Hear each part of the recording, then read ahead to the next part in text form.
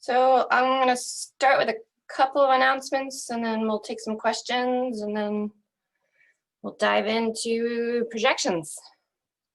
Hopefully you've seen the announcement in Blackboard. Your labs going forward should all have a 2-week deadline to give you a bit more flexibility. There's going to be a new lab every week, so I highly recommend that you do a lab a week, but if you need a little more flex on one of them, you have the planning ability for that. So if you have any questions on that, please do let me know.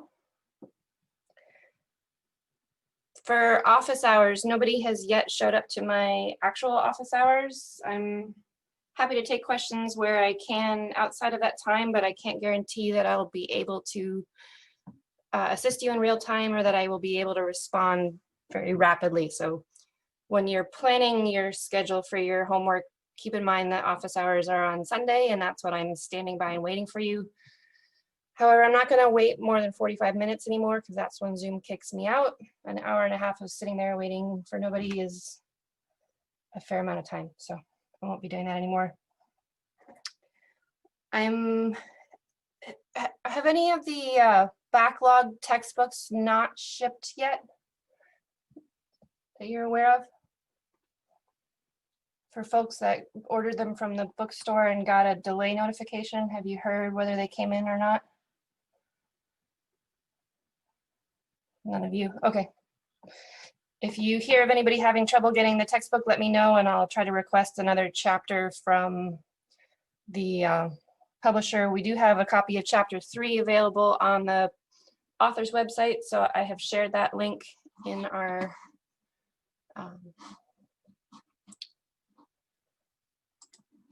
website. So if you look at the schedule, there are links to his posted readings there. And I think I also have them in the resources section. And in your weekly lecture summaries, where I can. And then I guess the last announcement was about the website. Make sure that you are checking here for updates when you go to work on labs or review lecture notes. This is where I'll be maintaining the latest. I'm going to try and note when the captioning is done, when I've had a chance to check on it. You guys have a new job going forward in these open lectures. After reviewing a couple of those, I realized that I say like every 14 words, so we need to break me of that habit. You have some little buttons down at the bottom of your, or somewhere in your Zoom, you have communication buttons.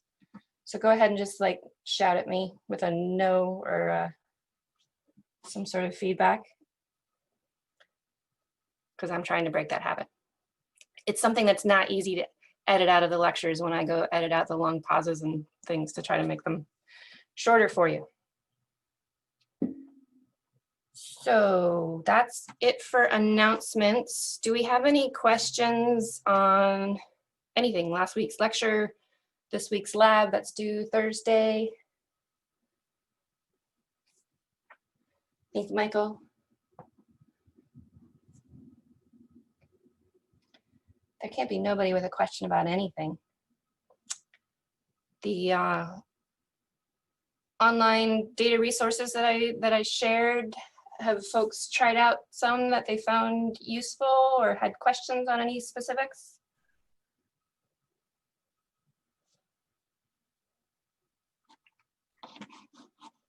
Oh, hi, Brandon. This is Sasha. Hey, Sasha. I missed the last lab, so I tried to follow up using your video, and I mean, I'm making some progress, but it's definitely challenging. So I'm kind of halfway through it, so it is not as obvious as I thought it would be.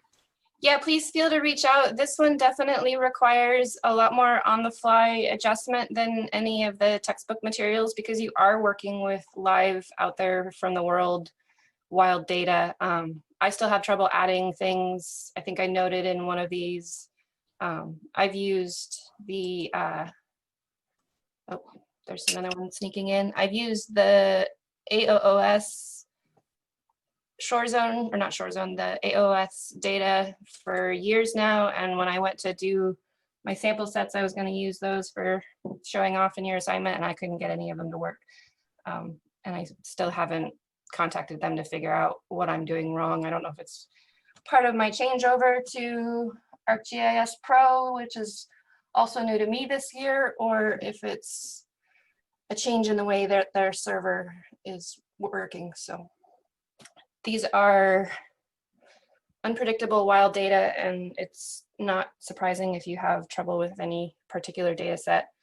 Also, feel free to not spend more than a little bit of time or a half hour or less on any single site before you move on to another one. I'd be curious to hear which data sets people tried out. Any thoughts on why you selected different things?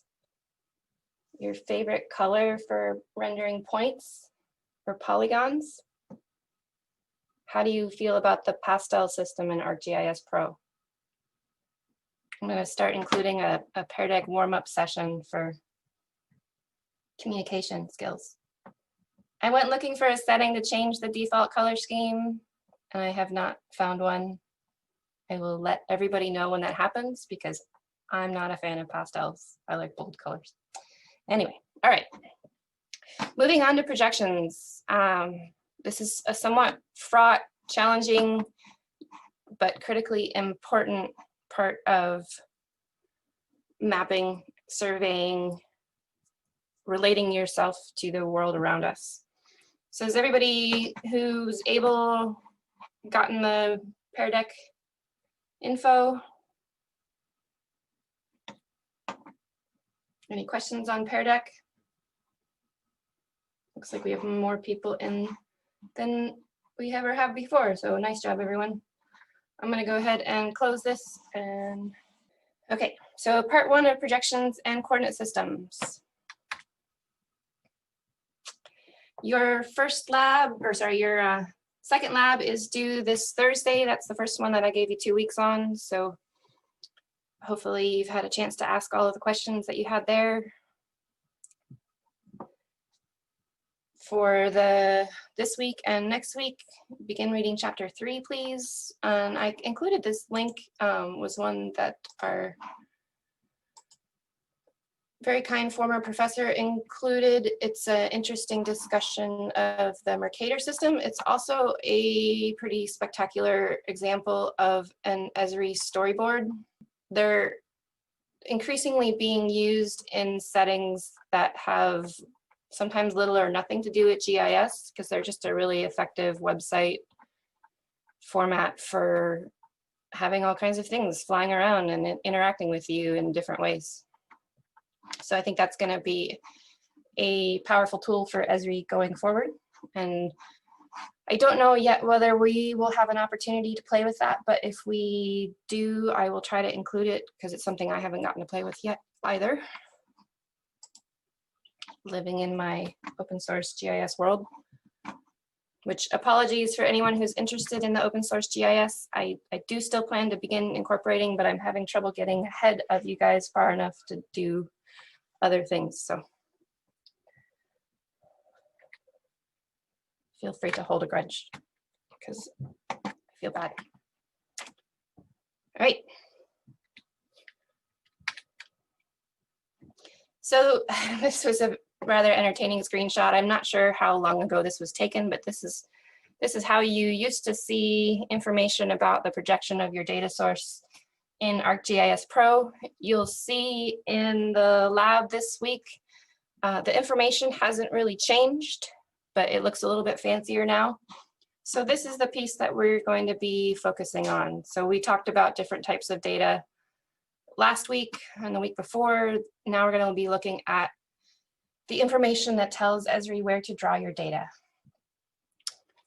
So geodetics is the science of measuring the size, shape, and orientation of the Earth, but also way more complicated than that because you have effects from the Earth's magnetic field, the Earth's gravitational field, And then once you get all that stuff figured out, things start moving around on you. The Earth's crust moves at a pretty slow rate. Tidal forces affect the elevation sometimes of your area as glaciers melt, and we have rebound from that, and we have changes in the way ocean patterns move around. And then you also have the very slow drift of the polar north. So all of those things combine to make developing a global reference system that we can all agree on and all share really challenging. So we're going to talk about all of those factors today and how we try to deal with them in this system where we're modeling the real world. So in the last 2 weeks, we talked about how we model individual objects or items or small regions. The next 2 weeks are about how we model the Earth in general so that we can spatially locate this information in a way that we can communicate. So it's all about modeling and databases. So if you've done the reading or you have some background in this, can anybody tell me what a geoid is? This is your Pear Deck interactive response opportunity. The best I got is that if you don't have it, it screws stuff up from my own experience. I'm sorry, I couldn't quite hear you very well. I'll turn my sound up now. Josh? I said, per my own experience, all I really know about it is if it's not in the program that you're using, it really messes you up. Oh, for sure. Yeah, that can be a rude awakening when you get back to the office and you find out your data is not where you thought it was. No. Right, so the geoid is a model of the Earth, but specifically it's a model, what we've all agreed on is it's a model of the mean sea level of the Earth if oceans were able to move freely. So what that means is the mean level of the Earth, if you ignore tides, if you ignore currents, if you ignore wind, which has the ability to build up ocean levels and change elevations, if you ignore restrictions from things like channels and isthmus and funky circulation patterns where the water level can't equalize, and you just take into account the gravitational field, what would the mean level of the ocean on the Earth be? So the things that can really affect that are the crustal type that you're over, right? You have continental crusts that are less dense than oceanic crusts, and then the features that are present. So if you have a really thick layer of crust under an ocean, you're going to see an effect of the gravitational field as a result of that thick chunk of continental crust. And then similarly, if you have a giant rift in a really dense oceanic crust, you're going to see an effect on the gravitational field because of that. So that's why you start to see here through the Atlantic, and then there was some period of attempt at rifting through North America, and you can see the effect of that in our geoid. So we've spent decades now modeling this geoid, and we've come up with a lot of different versions of it. I think I have some dates in here later.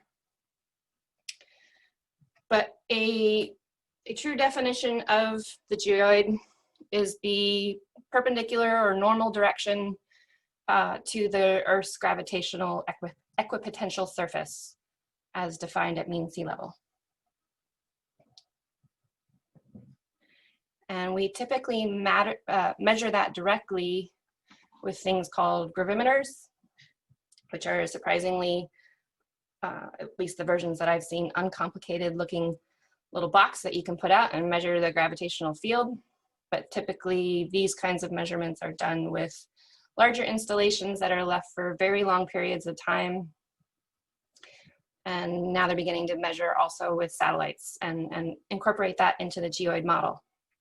So we've had a number of different geoid models over the years, but they're releasing another geoid model in 2020. So it's an exciting time to be in GIS and survey. Okay, so different question.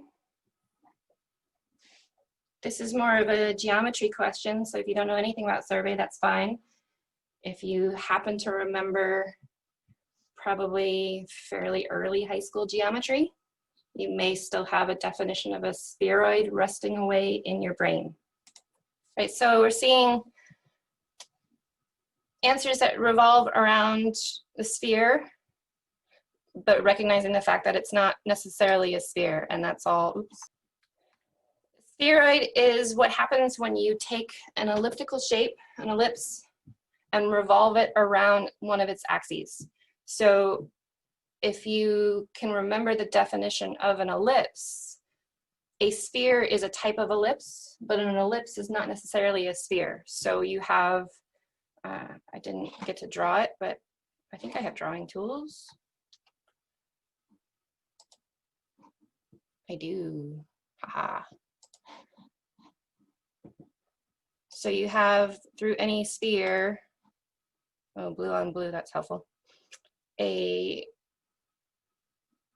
axis, actually multiple axes through the center that way, and an axis through the center that way. If you're in a sphere, then these axes are going to be equal in size, but for an ellipse, they don't have to be equal.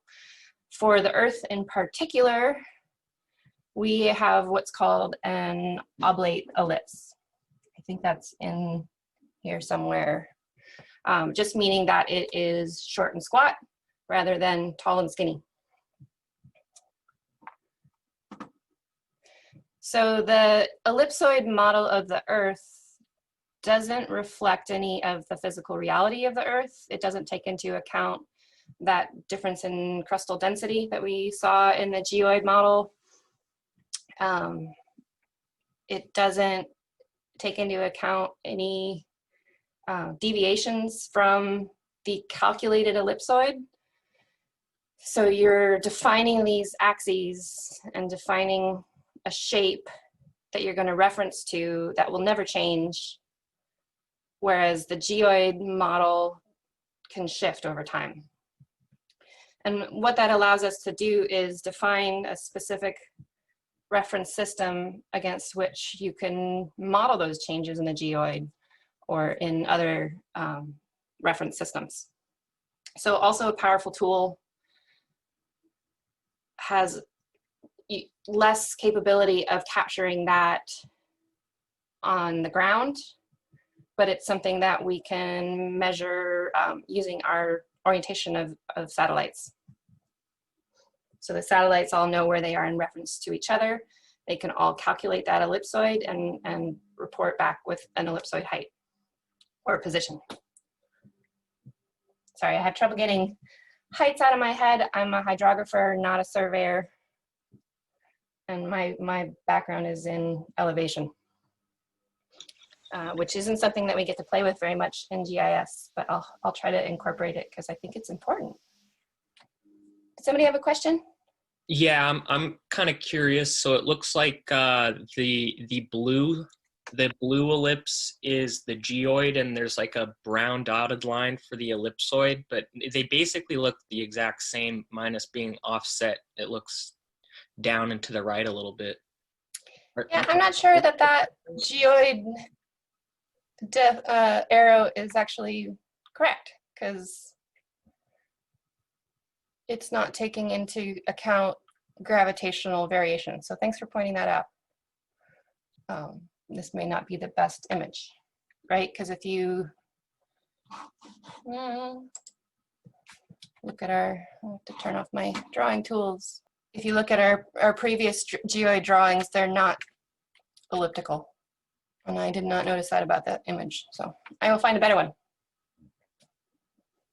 Your geoid model is attempting to capture the surface of the land but isn't always going to perfectly match with the surface of the land because it's looking for that mean sea level. But it is going to vary. So a spheroid is an ellipsoid, but an ellipsoid is not necessarily a spheroid, right? It's the same relationship between a circle and an ellipse. A circle is an ellipse, but an ellipse is not necessarily a circle.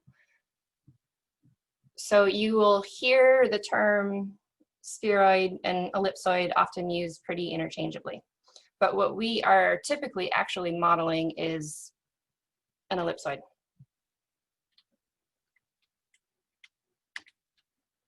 Sorry, I used some wrong words there. A sphere is a spheroid, but a spheroid isn't necessarily a sphere. And an ellipsoid and a spheroid are somewhat interchangeable terms. Try to keep that straight in my head. Focus on ellipsoid, but sometimes you'll see it called a spheroid. Understanding that both are an idealized model of the shape of the world that is mostly pertinent to us when we're talking about GIS data. So we began talking about ellipsoids when we started using GPS satellites and land-based positioning systems that predated GPS satellites to target our weaponry. As in many things, war is a great motivator for technology. And there have been a lot of different models of the ellipsoid over time. So here's a few of the more commonly seen. Clark 1866 is a very early, obviously, attempt at modeling the shape of the Earth. And GRS 80 and 84 are where we started to see that come into play into modern technology. And you describe the shape of the ellipse by the two axes of rotation. So you are going to rotate your short fat ellipse around its center pole and it's aligned through the center and the equator. And we're not going to get into calculating any of these pieces, but there are defined relationships between them. So when you look up a specific reference system, which we'll get into how reference systems are annotated in ArcGIS, you're commonly going to see these two dimensions given, which are the semi-major and the semi-minor axes. And you can see that over time, we've included more precision in those models. So the problem with a global best fit ellipsoid is that you start to have pretty big variations between the ellipsoid, which is that idealized mean sea level surface, and the actual physical land surface. So when we start getting on the ground to do measurements, sometimes those ellipsoid heights don't make any sense in the real world. And in order to model at a smaller scale, we come up with regional ellipsoids. So NAD 27 and NAD 83 are the two most common versions of that you're going to see in the United States. They were developed for North America. And NAD 83 is still the most widely used ellipsoid that you'll see in the US. You also still see a lot of relic NAD 27 data, and there are relationships available to convert between the two. We also have GIS software at our fingertips to do all of that for us. So we've talked about the geoid, we've talked about the ellipsoid. What we're trying to represent is the physical surface. So we bring all of these together in practice.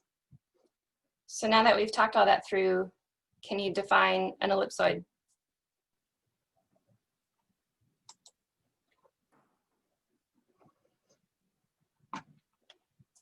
Great. So key takeaways is the ellipsoid is not necessarily a sphere, but a sphere could be an ellipsoid. And for our application, it's a model of the Earth. And one of our more important models of the Earth because it's what is represented in GPS data, which is where a lot of our data comes from.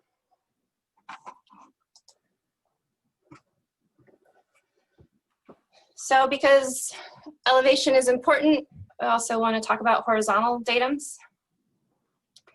A horizontal datum is essentially a locally modeled elevation, similar to a regional ellipsoid.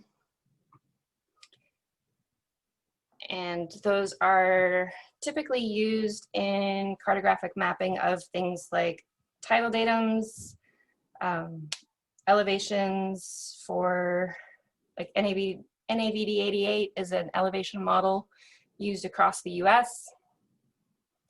And those are based on actually physically located survey monuments scattered around your area of influence for that model. So this is a 1981 map of control points for the North American datum. Not all of these have associated elevations, but these are what were used in creating the NAD 27 and NAD 83 horizontal positioning models. And then there are, in some of these areas, also elevations associated with them. So we can use that to track things like the isostatic drift that I talked about before, where you have changes in the actual elevation of the continental crust. They're also informative about the relationships between the different datum models that we've had. So these monuments carry a lot of historic importance, and that's why you can be imprisoned for destroying one. $256 fine is a pretty small representation of what's lost when one of those monuments goes missing. All right, so we've talked about these pieces separately, but there's a clear relationship. So between every datum and the ellipsoid upon which that datum is based, there's a defined mathematical relationship that is sometimes also tied in by survey information. So for every NAD 27 horizontal position or elevation, that's going to be tied to the known ellipsoid model at that point. So similarly, oh, I think I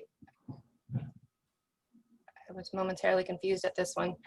The regional horizontal datums are also often connected with vertical datums. Sorry, I got excited about elevation and I skipped ahead. So our geoid model is based around mean sea level, which is a theoretical global model, but we seldom actually directly measure mean sea level. Usually what we directly measure is one of these other systems. So the gravitational models are based on all that whole network of gravitational measurements that was used to develop the geoid. The old orthometric systems are based on that web of monuments. And then missing from this slide are the tidal datums that are based on the NOAA network of tidal stations and tidal monuments. Tucker, in response to your question, I don't believe that there's any relationship between Clark and Lewis and Clark. I think I had maybe a note about the name, but I'll have to dig back for that and answer you later. So when do we care about the vertical datum? How often do you think you'll see a vertical datum tied to your GIS data? The answer is not often enough. It's really sad how much elevation is ignored in the world. but it does become important when you start looking at, obviously modeling things that are relevant to elevation. So when you're talking about a tin model, if that point doesn't have a vertical elevation associated with it, it becomes a rather confusing representation of something other than elevation. Most of your property database information and other infrastructure, unless elevation is critically important to that infrastructure, you seldom see it recorded, which can become interesting when you pull that information into Google Earth and you suddenly see your parcel boundary floating above the surface. You'd also see that in ArcGIS in 3D mode, unless you have everything pinned to what they call the surface, which is, I think typically that means sea level surface. So vertical datums, while maybe important in a theoretical sense of the world, are often missing from GIS data.